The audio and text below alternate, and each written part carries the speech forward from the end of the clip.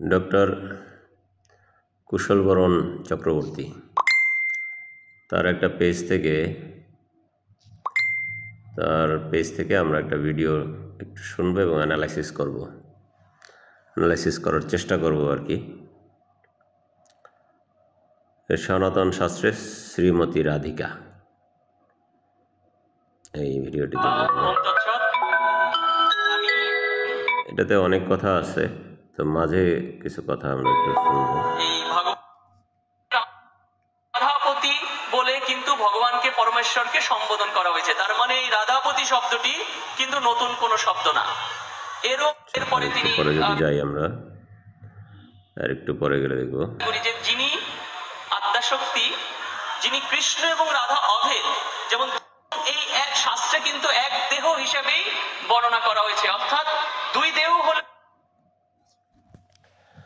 উনি বলতে যাচ্ছেন রাধা কৃষ্ণ দুই দেহ হইলেও একই দেহ। এইটা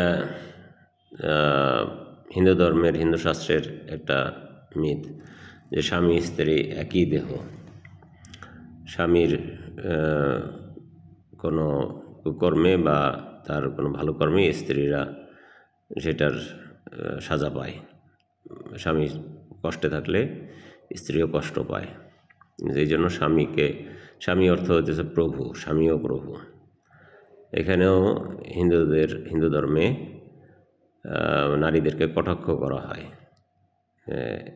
এক সূত্রে। আচ্ছা, এখন আমরা যেই কথাটা শোনার জন্য আসছি, এখানে মূলত দুজনে অভেদ। এই কারণেই কিন্তু এই রাধা এবং কৃষ্ণ ভক্ত এবং ভগবানের মিলনের প্রতীক। অর্থাৎ একজন ভক্ত কেমন হওয়া উচিত, হ্যাঁ। এবং এই কারণে আপনি জানেন যে আমাদের শাস্ত্রে রাধা কৃষ্ণের মধ্যে, এখন একটু গুরুত্বপূর্ণ আমরা শুনবো কি বলতেছেন উনি। এই আলোচনার মধ্যে বাঙালি বৈষ্ণব সমাজের মধ্যে পরকীয়া বিষয়টি আসছে। আপনি দেখেন পরকীয়া বিষয়টি কেন এসেছে।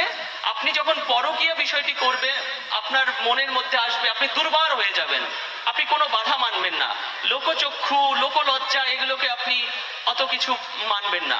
ঠিক ভগবানের প্রতি ভক্তিটা ওরকম তীব্র হলে পরে, ভক্ত যখন ওরকম তীব্র হবে, তখনই সেই পরমেশ্বরের দেখা পাবে তার সাথে।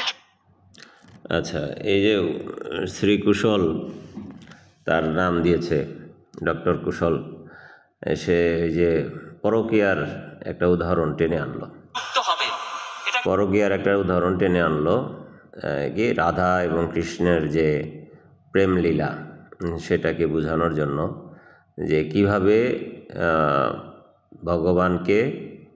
ভগবান বা পরমেশ্বরকে ভালোবাসতে হবে, পরকীয়া যেমন কোনো বাধা মানে না, সেটার জন্য। এখন যদি কিছু লোককে আমরা যুদ্ধে পাঠাই, কিছু সৈন্যকে যুদ্ধ পাঠানোর সময় এখন যে সেনাপতি সে বলবে ডাকাতির মতো যুদ্ধ করবা, হইল কথাটা। নেগেটিভ একটা জিনিস দিয়ে সে ভগবান বোঝাচ্ছে। ভগবানের সাথে তার যে দাস দাসী, তার যে স্লেভ বা তার যে ফলোয়ার, এদের অবস্থান বোঝাচ্ছে। এটা কি যে পরকীয়াকে জায়েজ করা হইল? পরকীয়া মানে কি কুশল কি জানে? ভাবির সাথে পরকীয়া হয়, হ্যাঁ, মানে পুরাপুরিভাবে আপনি আর একজনের সম্পদের মধ্যে হস্তক্ষেপ করা, এটাই হচ্ছে পরকীয়া। এটাই বাধা মানে না। পকেট মারও পরকীয়া টাইপেরই, কারণ আর একজনের সম্পত্তিতে হস্তক্ষেপ করা হচ্ছে। আর একজনের স্ত্রীর প্রতি আমি লোল দৃষ্টিতে আমি তাকে ভালোবাসতেছি, তাকে নিয়ে কাম প্রবৃত্তি চরিতার্থ করতেছি।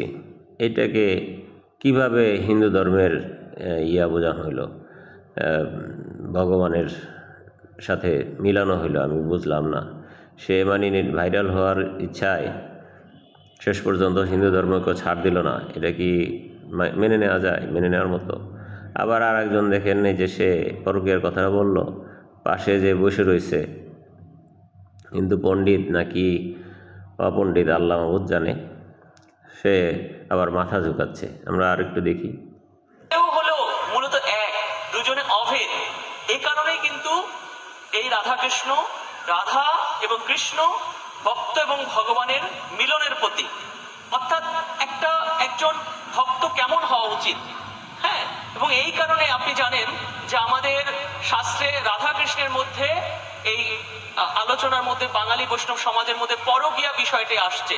এই আপনি দেখেন মাথা দেখেন ঝুলাচ্ছে, পরকীয়া মাথা বিষয়টি কেন ঝুলাচ্ছে। হ্যাঁ, মানে এই কথাটা আসলে সঠিক যে রাধা পরকীয়া করছে। আরে যদি সন্তান মায়ের প্রেমে পড়ে যায় তাহলেও তো সেটাও তো পরকীয়া হবে। তাহলে এটা কি মাইনে নিবে হিন্দু ধর্ম? এই কুশলের কথা তো এইগুলি সবই জায়েজ হয়ে যাবে তাহলে। হ্যাঁ, কি বুঝাইতেছে মানে বুঝে আসে না। সে নিজে কি হিন্দু ধর্ম বুঝে না না বুঝে ইচ্ছা মতো করে ব্যাখ্যা করে। এগুলি কোথায় পায় সে?